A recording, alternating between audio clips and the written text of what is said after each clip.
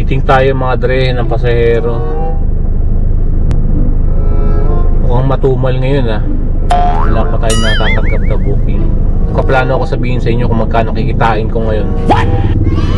Para alam niyo kung magkano kinikita ng Grab driver. O nga pala mga dre, bawal pala sabihin yung yung kinikita ng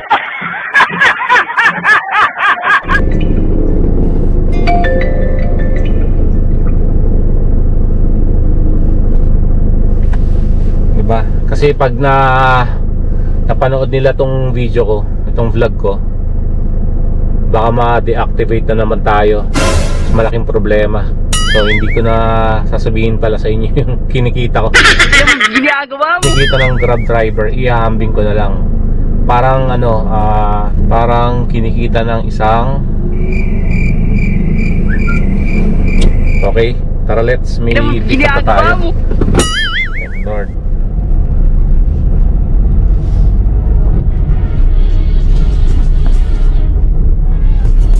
Kanina tumambay ako sa bahay, walang pumapasok Siguro inabot din ako ng 15 minutes. So umalis na ako sa bahay. Tambay na lang ako dito sa Pag-asa.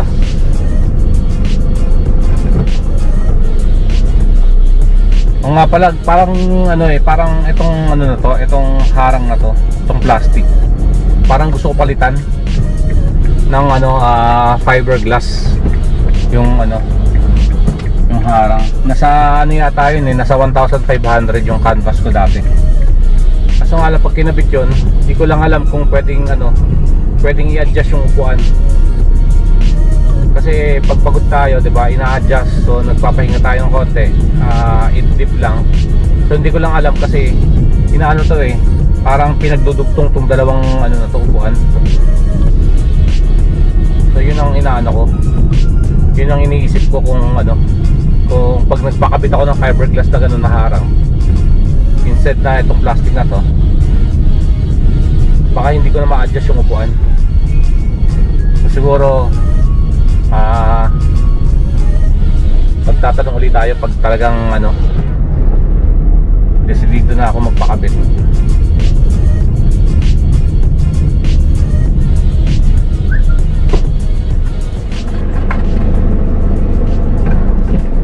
Papasok pa lang po kayo ng trabaho, ma'am? Hindi po, sa dentist po. Dentista. Ano po kasi yung dentist? Pinsan, okay. Kaya kasi nakakakaba rin. Oo. Pag sa iba. Hindi naman ako kung sa iba. Tama, swerte po kayo, may pinsan kayong Ako na dentist, kaya alam siya yung malapit dito. Yung isa kasi sa Marikina. Opo. Sa may Tuman, Fortune yata. Fortune. Ngayon kung ang dentist naman appointment, pwede naman. Appointment po. Matagal-tagal na ako hindi nagpapasta ng ipin. Magkano po ba pasta ng ipin ngayon? Alam mo kasi depende yan Laser? May laser po ba? Hindi naman. Kasi depende yan sa papastahan. Kung medyo malalim na yung papastahan. Depende, oo. Kung medyo malalim na yung papastahan sa'yo. Sa 1,000 na siguro yun. Hindi naman. Nasa 400. 400. Okay. 400, 450. Hanggang kasi ako yung pinastahan sa akin. Malalim na siya, tsaka masakit siya talaga. Yung binayad ko. Siguro dahil pinsan ko siya. Tatlong ngipin. Tatlong ngipin na yun? Sunod po yun? Tatlong ngipin, pasta siya, tapos lininis pa, binayaran ko 1,500 lang. 1,500 lang? Ko. Pero pagka yun sa iba, siguro mag-prepare ka ng mga sa 2,000 yan? 2,000. Ganun. Pero hindi naman ganun kamahal. Opo, tama po yun. Kasi pagka ngayon, yung dentista kasi ngayon hindi na sila basta-basta tumatanggap ng kaya yung basta na lang magbubunot. Opo. Hindi, mga dentist ngayon, kung kaya nilang i-save yung ngipin mo, isa-save nila yan. Opo. Hanggat kaya nilang i-save. Kasi sayang naman po kung papabunot. Sayang talaga. At saka, alam mo kasi ako nung bata pa ako, kasi yung uso nun, pag nagpustiso ka, kunyari, pwedeng pastahan yung ngipin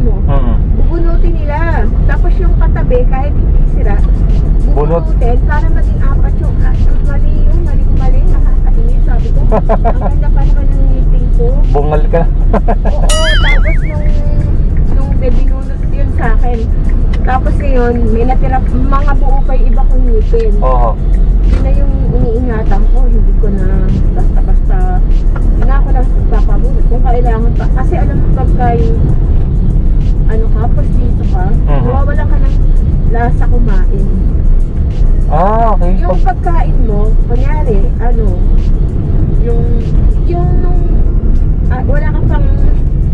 wala ka pang, ano, artificial na Ipin. ngala-ngala. Ngala-ngala. Kasi lalagyan yun para kumapit, di ba? Tama po. Opo. Ano, masarap yung pagkain mo, di ba? Pero pagka yung, ano ka na, pagka kasi yung ngipin mo, di ba, may artificial na ngala-ngala. Alam mo, nababawasan yung lasa ng pagkain. Ah, nababawasan pala. Kaya tayo. Opo, kakanan po tayo. Nababawasan yung, ano mo yun, ano ka, kala mo, ano, wala ka nang, hindi na, yung dati mo masarap na kinakain. Oo. Akala mo, nag-iba yung mulo. Nababawasan ng ano, 20%. Hindi lang, halos kalahati na yun. Hindi ko, dati mahilig ako sa mga ano mga asin na, mga Sinigang. mga malalasang pagkain. Opo. Ganun pa rin naman yung luto ko, tsaka yung luto ng nanay ko. Pero alam mo, nawawalan ako ng gana kumain kasi parang hindi ko na siya balasahan ng maayos. Ah. Hindi sa Paris dati, nung upay meeting ko. Pero apat lang naman yung ano ko, postizo ko. Kaya lang, syempre may artificial na ngala-ngala dahil yun yung kinakapitan. Kaya ano, Yung ipin nyo po na pustiso sa harapan. harapan. Parang ano, may pangil na kayo pag tinanggal nyo yun. Parang ganun, pero yung pangil ko, hinasa siya. Ay, hinasa na. Para pantay. Oh, kasi pangit naman pag ano, no? Pangit talaga. Tsaka pangit ng postizo. Kaya yung mga anak ko, naku, sabi ko, hanggat kaya yung pag may sira kayo, pag may masakit, Wag basta-basta. ipasta nyo na yan. Habang unang sakit papabunod. pa lang, ipasta nyo na yan. Wag bunod ka agad. Yung dalawang anak ko, frontliner yon yung Naku. nagpo sa'yo. Then ano po? Nurse po? Hindi, respiratory therapist. Talagang yung anak ko na yun, yung lalaki, yung nagpo sa'yo. Ano siya, talagang may COVID yung mga pasyente niya. Nako. Ngayon, ang ano nun, every 2 weeks lang umuwi yung anak ko sa akin. Pagka uuwi yung anak ko sa akin, ang ano nun, kunyari uuwi siya ngayong, Oo. uuwi siya nung Monday kunyari. Sunday, isuswab na yun. Tapos within 3 hours, lalabas yung result nun. Negative siya. Aalis agad yan ng veterans. Lalabas na siya. Kasi kailangan umuwi na siya dahil ano siya na-swab na siya Pagkatapos nun, ano, mga bukas, babalik na ulit yung anak ko sa veterans. Ilang araw na. Tapos yung, alam mo ba yung anak ko, ano yun, pinapadalan ko yun araw-araw ng bagong lutong pagkain. Opo. Kasi may pagkain naman doon, kaya lang daw naging pritong manok, ganun, alam mo yun, yung kawawa naman sila, hindi nakakakain ng tama.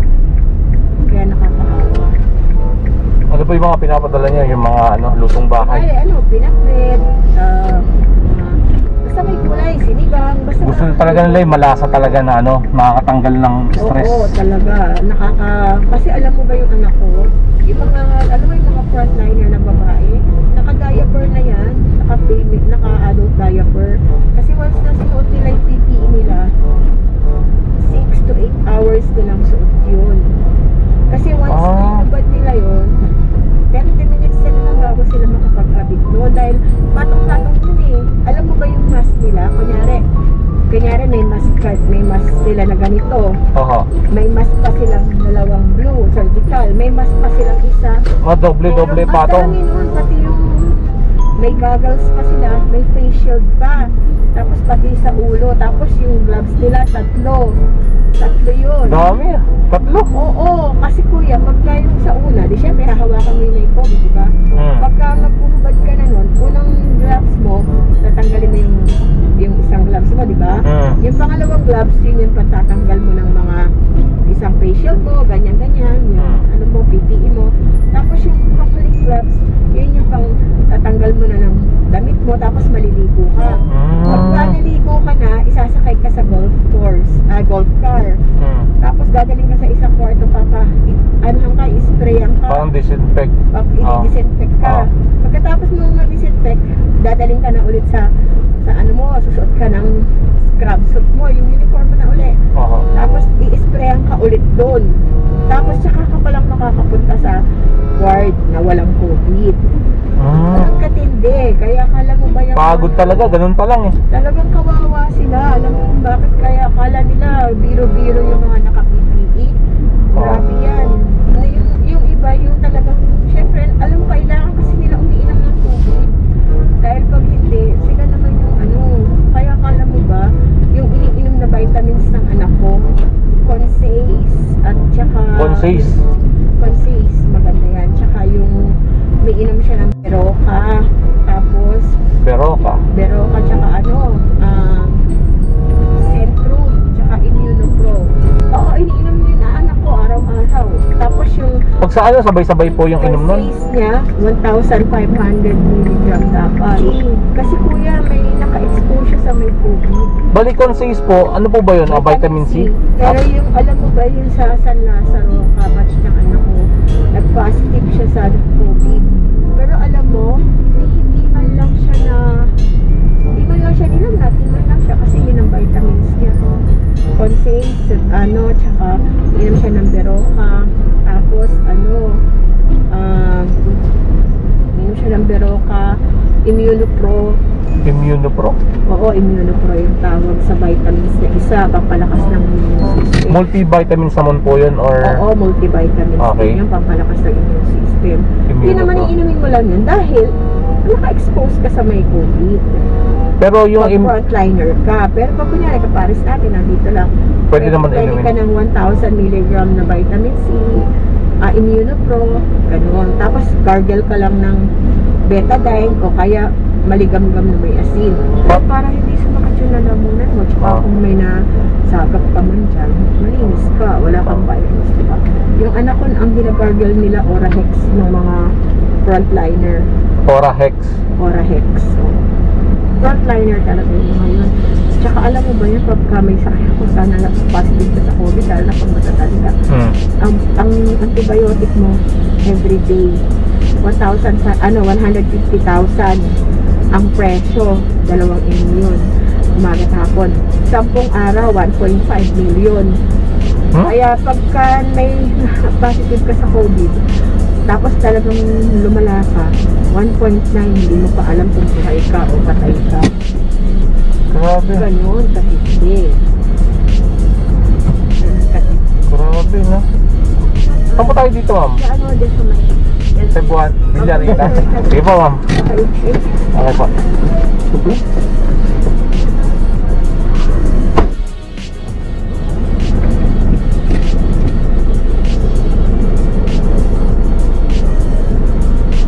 Medyo marami siyang sinabi sa ating vitamins ng anak niya, yung frontliner.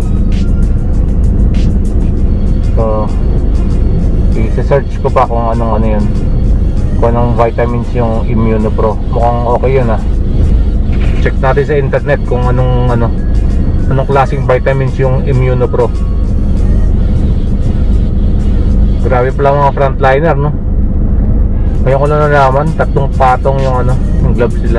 Kasi mga iba may nakasuot na ng mga diaper para pag kasi nga naman mahirap kasi pag iihi ka, di ba?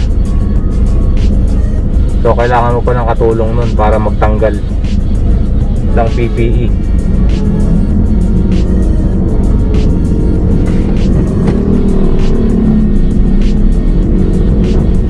So yun nga mga Dre,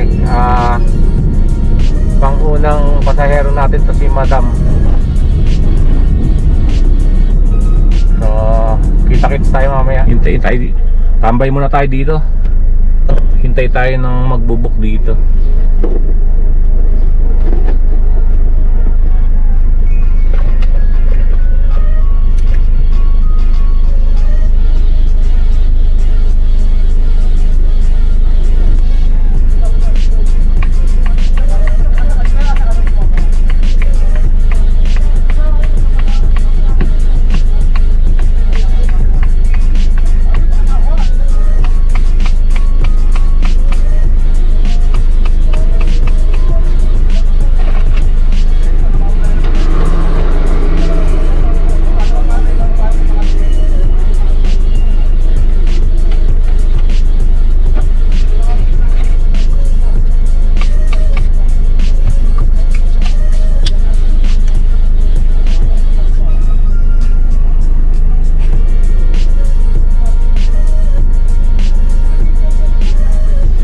Sobrang init ngayon mga dre, sobrang init. Ginagawa ko kasi pagka baba ng pasahero ko, pinapatay ko yung aircon.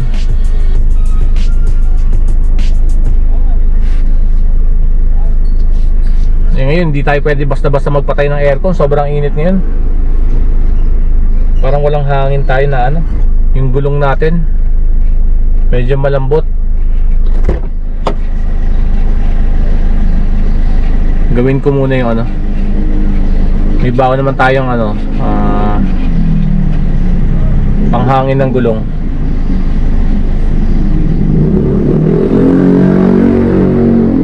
Patayin ko muna yung makina.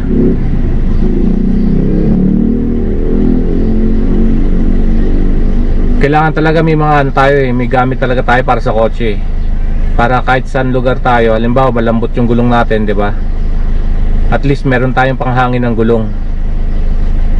Hindi na tayo paikot-ikot maghanap ng gasoline station para magpahangin.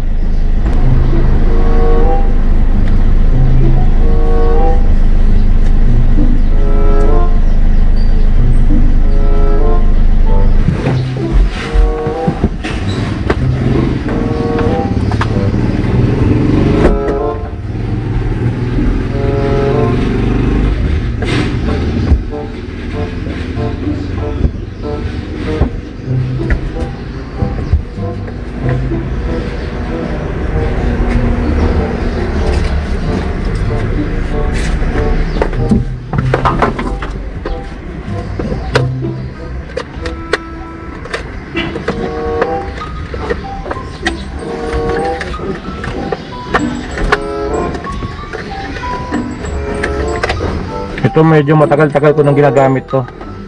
So tara let's mga dre, ang laki ng pakinabang nito sa akin. So kahit na mumurahin lang to, regalo ng asawa ko to sa akin, binigay sa akin.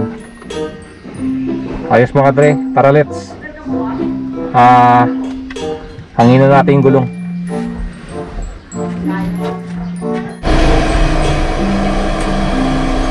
Dalawang gulong pala yung ano natin, yung malambot sa harapan. Ang kinakarga ko dito 32 or 33 yung hangin sa harap ng gulong. Check ko muna.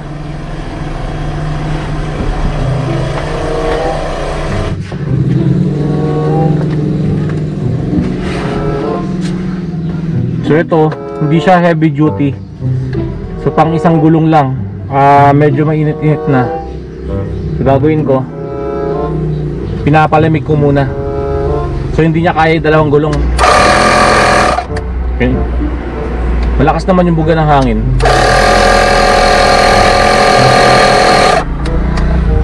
So pwede to sa mga ano, yung mga salbabida.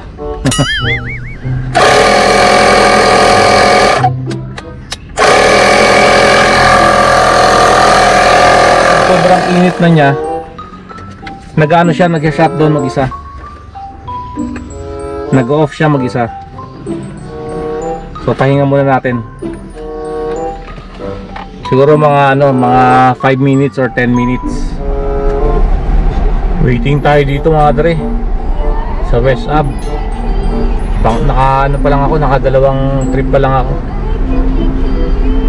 So hintay-hintay lang ulit. Habang naghihintay tayo mga dre ng pasahero, magkakat muna tayo ng ano, ng ano namin, pang label namin sa ano, sa big sushi namin. So ang dami na to.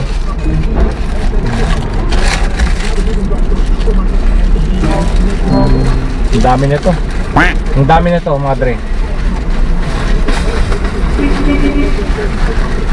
May kakapal oh.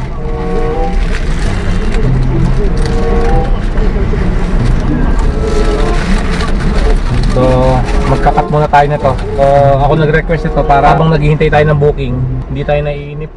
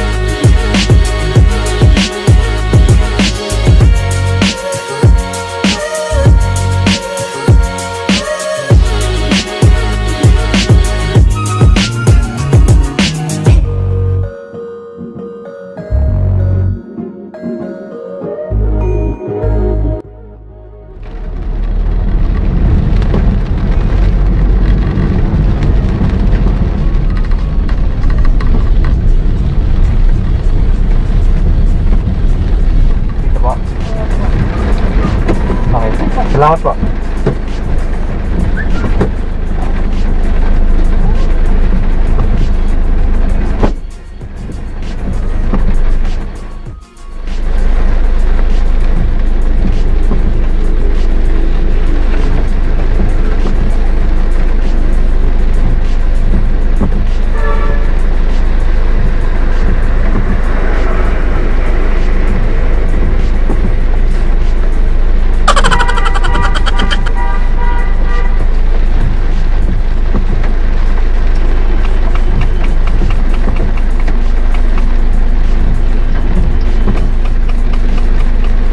Baba lang ng pasahero natin mga dre.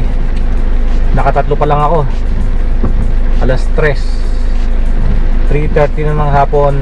So bumiyahe tayo kanina ng alas 12. Yun mga ganun, 12 to 1 yata biyahe ko kanina eh. Di ba? Tsaga-tsaga lang siguro sa paghihintay. Ano mo tayo dito?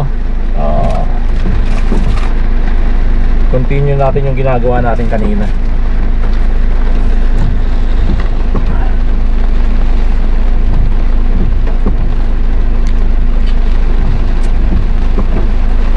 Kita-kits lang tayo mamaya mga dre. Magpadala po kayo ng video. Sana makarami tayo ng pasahero ngayon, no? Siguro biyahe ko mamaya hanggang ano, Siyempre, mga alas 7 or alas 8 ng gabi. Okay? sample, pangalan natin. Okay na po, ma'am. Okay na po.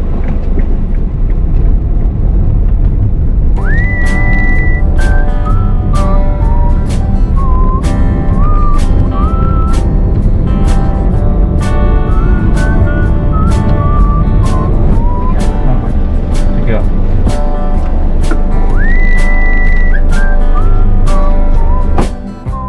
Sobrang tagal lang hintay ko kanina. Inaabot ako ng 1 oras. So hanap lang ako ng pwesto na ano, na mapaghihintayan. Tapos doon na rin ako kakain. Siguro dito na tayo kakain. 5:30 na rin ng hapon.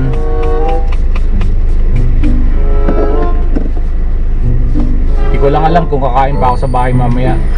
Almost 1 hour na yung ano eh, hinihintay ko kanina. Hindi ko lang alam kung 1 oras kalahati yun.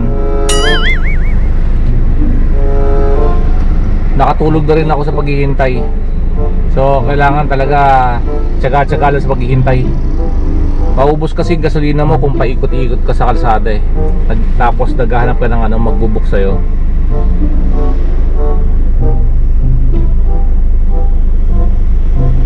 Yun lang, magpaparada kayo para magpahinga or kumain mga dre. Huwag nyo muna papatayin yung makina nyo. Tingnan nyo muna yung ano, yung paligid, kung bawal, diba? Kung ano, kung papalisin kayo ng ano, nagbabantay doon, kung may bantay doon sa lugar na yun, para ano, pag may sumita sa inyo, batche na kaagad. Huwag nyo muna papatayin yung makina. Itingnan ko muna yung lugar dito eh, kung may sisita sa akin eh. So mukhang okay naman. Clear. Okay. Simpleng baon lang. So may saging ako. Nagbaon ako ng saging.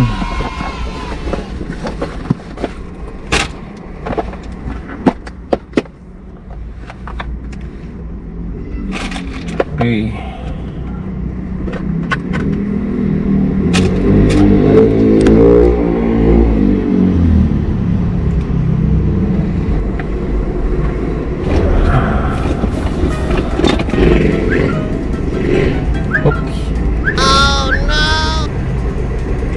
Ginagawa mo? Wala stick mga dre. May biglang pumasok. Nakalimutan ko mga dre, i-offline yung ano, yung Grab. Paglabas ko ng mga pagkain, bigla may pumasok na ano, na booking. So sayang naman, pick upin ko na.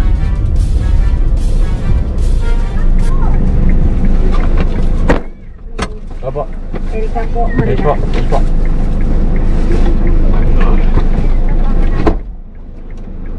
Okay na po? Opo. Okay.